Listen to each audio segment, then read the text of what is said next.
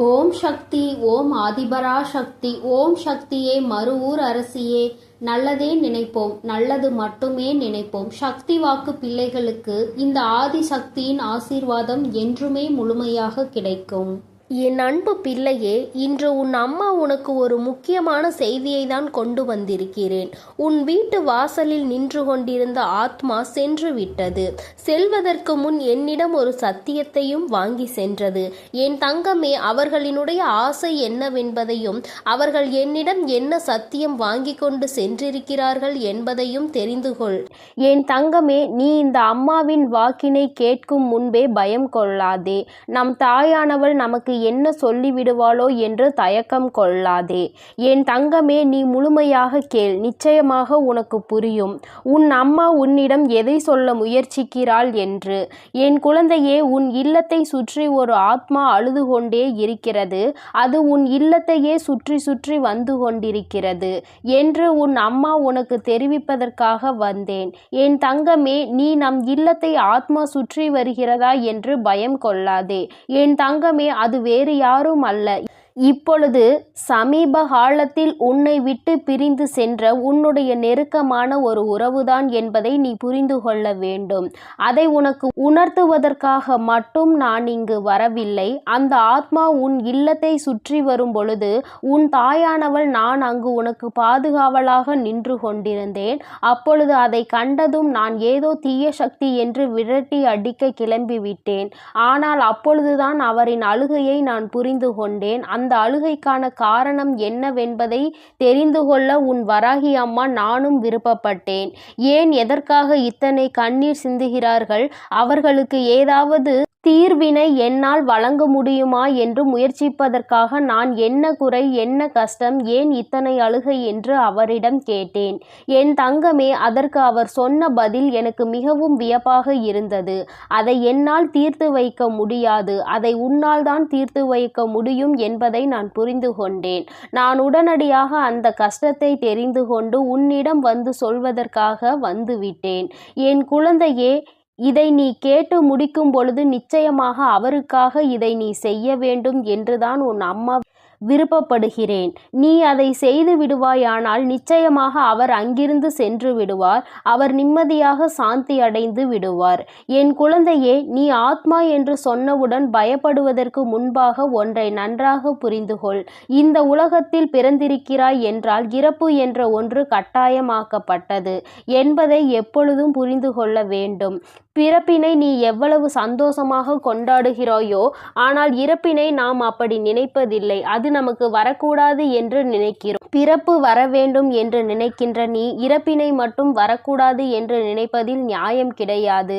ஏனென்றால் இரண்டுமே இயற்கை, என்னுடைய நியதி அல்லவா? அதை உன்னால் நிச்சயமாக மாற்றியமைக்க முடியாது என்பதை நீ புரிந்து கொள்ள வேண்டும். இது எல்லோருக்கும் நடக்கக்கூடிய விஷயம்தான். யாராக இருந்தாலும் அதிலிருந்து தப்பிக்க முடியாது. அதற்கு பணக்காரன் ஏழை என்ற வித்தியாசங்கள் எதுவும் தெரியாது. யார் எப்படிப்பட்டவர்கள், நல்ல குணம் கெட்ட குணம் என்றெல்லாம் பிரித்து பார்க்க தெரியாது. பிறந்தவனுக்கு இறப்பு என்ற ஒன்று நிச்சயமான விஷயம், அது உறுதியான விஷயம். என் குழந்தையே, நீ உன்னை விட்டு பிரிந்து சென்ற அந்த உறவை நினைத்து தினம் தினம் அழுது கொண்டிருக்கிறாய். அவர் இறந்திருக்கவே கூடாது என்று நீ வேதனைப்படுகிறாய். அவர் இல்லாத இடத்தை யாராலும் நிரப்ப முடியவில்லை என்று வேதனைப்படுகிறாய். உன்னுடைய வேதனைகளை தவறென்று நான் சொல்லவில்லை. ஏற்றுக்கொள்ளக்கூடிய மனப்பக்குவத்தை மிக விரைவாகவே கொண்டு வர வேண்டும் என்றுதான் உன் அம்மா உனக்கு சொல்கிறேன். நாளை நிச்சயமாக நீயும் இந்த உலகத்தில் இருக்க போவதில்லை. என்றாவது ஒரு நாள் இந்த உலகத்தை விட்டு சென்றுதான் ஆக வேண்டும் என்பது இயற்கையின் நியதி. நீ புரிந்து கொள்ள வேண்டும் அதை என்றுதான் சொல்கிறேன். என் குழந்தையே, இன்று இருப்பவர்களை நாளை காண முடியவில்லை. இன்று இருப்பவர்கள் நாளை இருப்பார்களா என்று எந்த ஒரு நிச்சயமும் இல்லை. இங்கே இப்பொழுது எல்லாம் அப்படிதான் நடந்து கொண்டிருக்கிறது. அதுபோலதான் நீ எதிர்பாராத விதமாக நடந்த இந்த பிரிவு உன்னால் தாங்கிக் கொள்ள முடியாமல் என் குழந்தை நீ தவித்து கொண்டிருக்கிறாய். என் தங்கமே, உன்னை சுற்றி அந்த ஆத்மா என்ன சொன்னது தெரியுமா? அம்மா, நான் இங்கு இருக்கும் வரை சந்தோஷமாக வாழ்ந்தேன். இந்த இறப்பு எனக்கு வரும் என்று என்று நான் எதிர்பார்க்கவில்லை.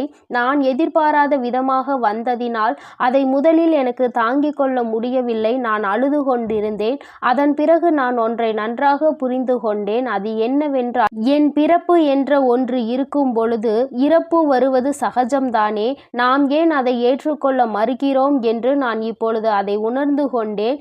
எனக்கு சற்று முன்னாலே வந்துவிட்டதே தவிர அது எப்படியாவது எப்பொழுதாவது எனக்கு வந்துதானே ஆக வேண்டும் என்று. என் குழந்தையே, அந்த ஆத்மா என்னிடம் கூறியது அது மட்டும் அல்ல. அவருக்கு என்ன குறை இருக்கிறது? நீங்கள் இவ்வளவு தெளிவாக இருக்கும் பொழுது எதற்காக இல்லத்தை சுற்றி சுற்றி வந்து கொண்டிருக்கிறீர்கள் என்று கேட்டதற்கு அவர் சொன்ன பதில் என்ன தெரியுமா?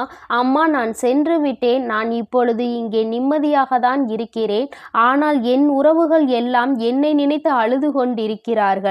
அதிலும் என்னுடைய மிகவும் நெருக்கமான உறவு ஒன்று எப்பொழுதும் என்னை நினைத்து அழுது கொண்டிருக்கிறது. அவரது உடல்நிலை இதனால் மோசமாவதற்கு நிறைய வாய்ப்புகள் இருக்கிறது.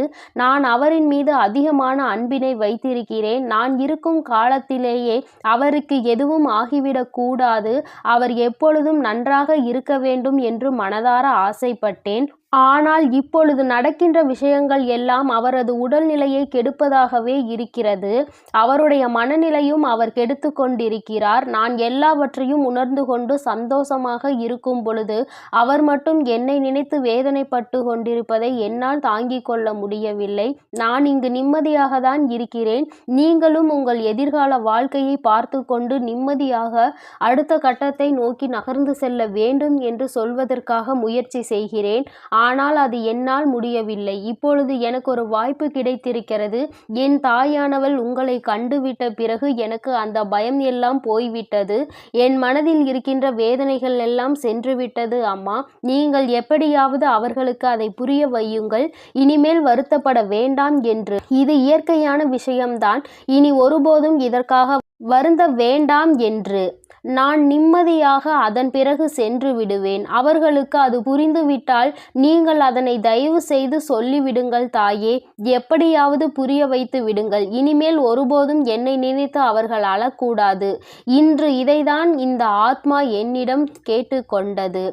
என் குழந்தையே, இப்பொழுது நீ என்ன செய்ய வேண்டும் என்று நினைக்கிறாய்? என் தங்கமே, அவர் நிச்சயமாக மனதார இனிமேல் இந்த இறப்பினை ஏற்றுக்கொண்டு விட்டால், என் குழந்தை, நீயோ அதை தாங்கிக் கொள்ள முடியாமல் அழுது கொண்டிருக்கிறாய். என் தங்கமே, அவர் நிச்சயமாக அந்த இறப்பினை ஏற்றுக்கொண்டு விட்டார். ஆனால் என் குழந்தை, நீயோ அதை தாங்கிக் கொள்ள முடியாமல் அழுது புலம்பிக் கொண்டிருக்கிறாய். மீண்டும் அவர் வர வேண்டும் என்று வேண்டுகிறாய்.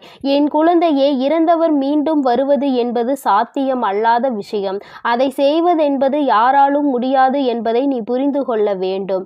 என் தங்கமே, தெய்வமே ஆனாலும் இயற்கையின் நியதியை ஏற்றுக்கொண்டுதான் ஆக வேண்டும். என் தங்கமே, நீ இனிமேலாவது அவருடைய இறப்பினை நினைத்து வருந்தாமல், அவர் உன்னை விற்று சென்று விட்டதை நினைத்து வருத்தம் கொள்ளாமல், அவர் உன்னோடு இருக்கிறார் என்று மனதார நம்பிக்கை வைத்து உன்னுடைய கடமைகளை எப்பொழுதும் போல செய்து கொண்டிரு.